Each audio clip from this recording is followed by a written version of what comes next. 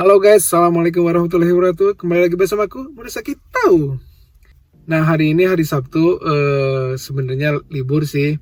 Tapi karena ada kerjaan mendadak ya, jadi aku harus ke tempat kerja. Nah, sekarang udah selesai, udah jam 6 ya sekarang. Udah mau buka puasa, aku mau pulang ke rumah. Nah, tadi malam sebenarnya ada surat dari asuransi mobil sama pajak dari Samsat ya, pajak mobil. Nah, dari asuransi mobil itu tagihannya tahun ini sekitar 45.000 yen ya. Jadi tiap tahun aku bayar setahun sekali ya guys ya, di bulan 5 biasanya, barengan sama pajak mobil di bulan 5. Kalau untuk asuransi mobilnya sekitar 45.000 yen. Kalau dirupiahkan mungkin sekitar 6.800-an lah ya, 6.800.000 rupiah kalau dirupiahkan ya. Untuk pajak mobilnya sendiri, karena mobilku ini tahun 2006, jadi pajaknya itu sekitar 56.000 yen lah, kurang lebih ya. Itu kalau dirupiahkan mungkin sekitar 8.700, 8.800 lah, sekitar segitu ya. Nah, jadi kalau ditotalkan asuransi mobil sama pajak mobil itu hari ini bayarnya 100.000 yen kurang lebih. Nah, kalau dirupiahkan mungkin sekitar 15 jutaan ya, 15 juta lah rupiah ya, begitu. Jadi, nah, kenapa ada asuransi mobil? Karena asuransi mobil ini mencakup keselamatan juga ya. Misalkan Auzubillahimindzalik sih, amit-amit sih ya, jangan sampai ada kecelakaan gitu misalkan. Nah, misalkan nanti kalau misalkan nabrak tiang listrik yang di pinggir jalan, itu kita harus ganti guys. Kalau di sini di Jepang itu harus ganti, ganti baru istilahnya lah ya, atau perbaikannya. Nah, kalau kita nggak ada uang, kita bisa di cover sama asuransi kesehatan asuransi mobil tersebut gitu. Nah, misalkan kita nyenggol mobil orang gitu, si pemilik mobilnya ini misalkan minta ganti rugi, nah kita bisa di cover sama asuransi mobil ini. Nah, seperti itu. Jadi ya, segala sesuatunya kalau di Jepang itu harus dipertanggungjawabkan lah ya istilahnya. Jadi pentingnya asuransi mobil di sini seperti itu guys.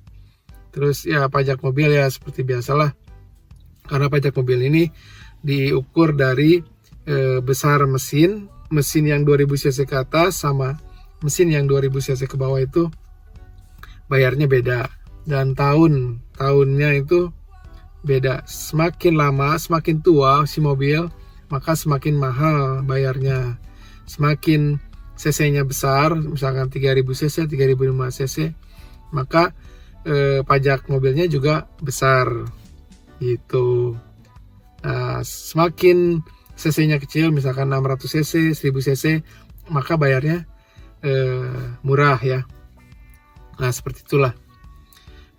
Jadi hari ini aku bayarnya pajak mobil dan asuransi mobil sekitar dirupiahkan 15 juta lah istilahnya. Nah, nantinya ada lagi setiap 2 tahun sekali itu ada yang namanya shakeng. Shakeng itu uji kelayakan mobil ya. Kalau nggak ada shakeng untuk 2 tahun itu, durasinya 2 tahun, untuk 2 tahun ya. Durasi pakainya untuk 2 tahun. Jadi kalau shakengnya habis, kita nggak perpanjang lagi, nah mobil kita nggak bisa jalan di jalanan umum, nggak bisa nggak ada izin untuk jalan istilahnya. Jadi tanpa sakeng itu mobil kita nggak bisa melintas di jalanan umum, nggak boleh. Kalau ketahuan, ketangkap, nanti dendanya berkali-kali lipat ya. Bahkan ada sih undang-undangnya yang lebih berat ya. Kalau sakengnya itu, uji kelayakannya itu nggak diperpanjang. Nah, kalau nggak diperpanjang gimana ceritanya? Ya kita bayar pajak harus tetap gitu kan. Tapi si mobil nggak bisa dipakai, makanya mendingan dijual. Tapi ya pastinya kalau nggak ada sakengnya itu biasanya murah ya.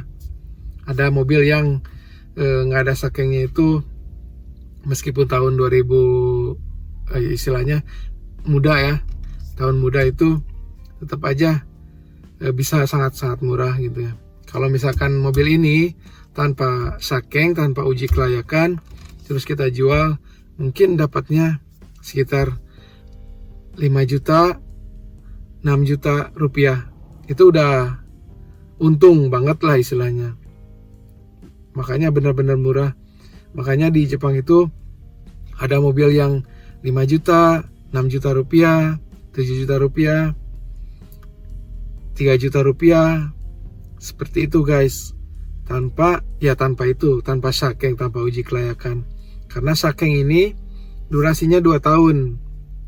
Kalau mobil baru dari dealer, beli baru ya, itu sakengnya 3 tahun durasinya. Nah, kalau sakeng untuk yang mobil bekas itu 2 tahun. Nah, untuk yang baru, mobil baru itu 3 tahun pertama. Selanjutnya 2 tahun. Nah, durasi 2 tahun ini berapa biayanya? Kalau mobilku 2 tahun ke belakang itu sekitar 140.000 yen. Kalau dirupiahkan mungkin sekitar 18 juta, 19 juta rupiah. Mungkin kurang lebih seperti itu ya. Kurang lebih segitulah. Itu termasuk murah ya. Ada yang 200.000 yen. 200.000 yen kalau dirupiahkan mungkin sekitar 28 juta rupiah ya. Hanya untuk durasi 2 tahun saja. Nah, makanya itu kalau mobil yang udah ada sakengnya 2 tahun itu, yang tadinya harganya 5 juta rupiah plus sakengnya misalkan 20 juta, makanya harganya jadi 25 juta atau 30 juta rupiah. Kalau dirupiahkan ya, itu harga jualnya jadi lebih tinggi gitu. Nah, jadi sakeng ini kalau aku sakengnya ini habisnya ya tahun depan bulan 2 tanggal 12. Ada di sini di kaca depan itu ada stiker, semacam stiker durasi waktu sakengnya, durasinya sampai tahun berapa, tanggal berapa, bulan berapa, ada di situnya. Jadi si misalkan polisi juga ngelihat stiker ini. Kalau sakengnya masih ada, ya nggak ada masalah gitu kan. Kalau sakengnya nggak ada, habis, nggak diperpanjang, terus jalan di jalanan umum, bisa ditangkap. Kena dendanya berkali-kali lipat nantinya kan.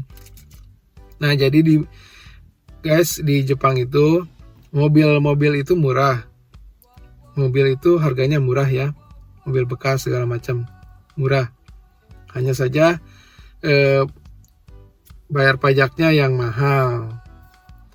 Untuk ini ya, untuk cc yang 2000 cc ke atas lah, itu mahal. Asuransi mobilnya itu juga bisa sih tanpa asuransi mobil, tapi kalau kita suatu hari ya sesuatu hal yang tidak kita inginkan terjadi, nah kita harus tanggung jawab kita harus mengeluarkan uang dari saku kita sendiri gitu.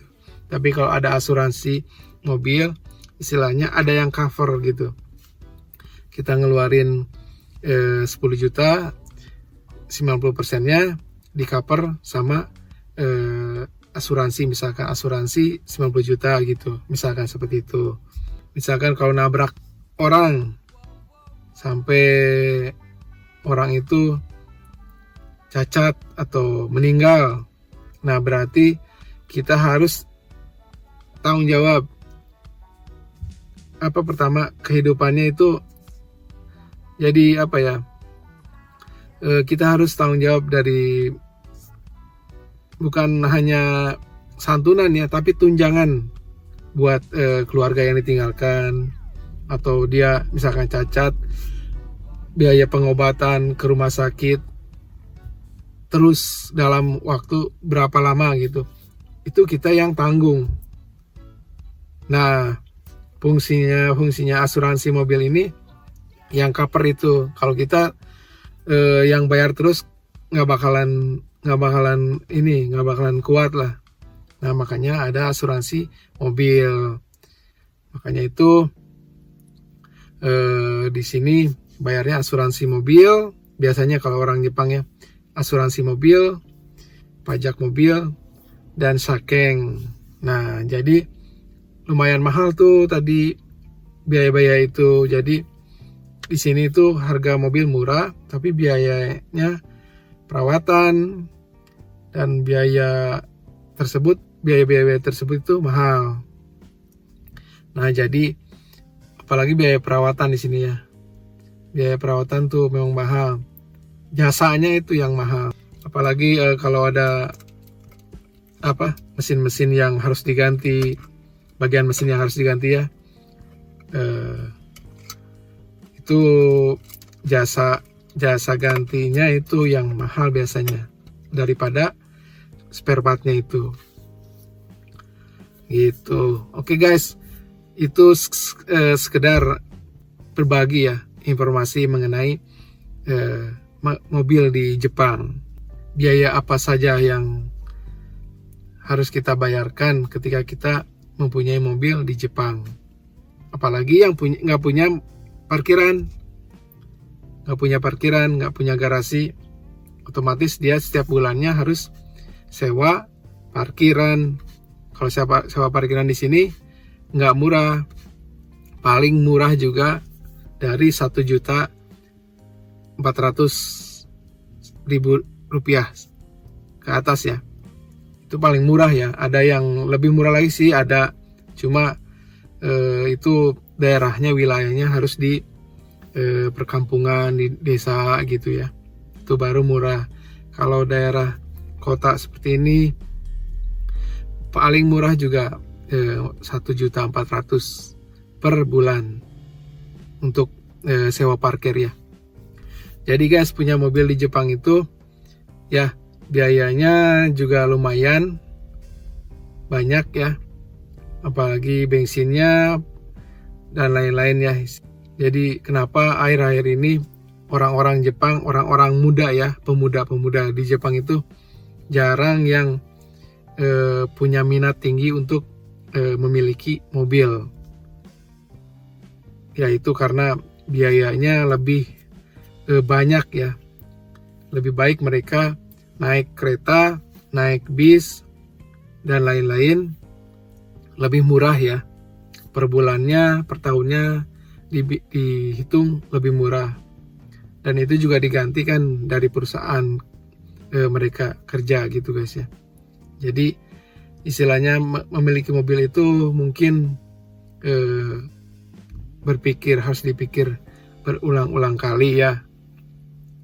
Untuk yang memang penghasilannya ya mungkin nggak terlalu banyak gitu guys ya. Oke guys, itu informasi mengenai kepemilikan mobil di Jepang. Mudah-mudahan bermanfaat ya. Barangkali ada yang mau beli mobil, bisa silakan. Yang beli mobil bekas ya, silakan. Kalau ada yang di daerah-daerah Yokohama, silakan hubungi aku. Soalnya keluarga istri itu bisnisnya punya showroom mobil gitu. Jadi nantinya bukan jadi mobilnya akan dapat yang murah-murah, bukan. Tetap harga akan seperti itu. Hanya saja mungkin lebih mudah lah ngurus apa-apanya gitu.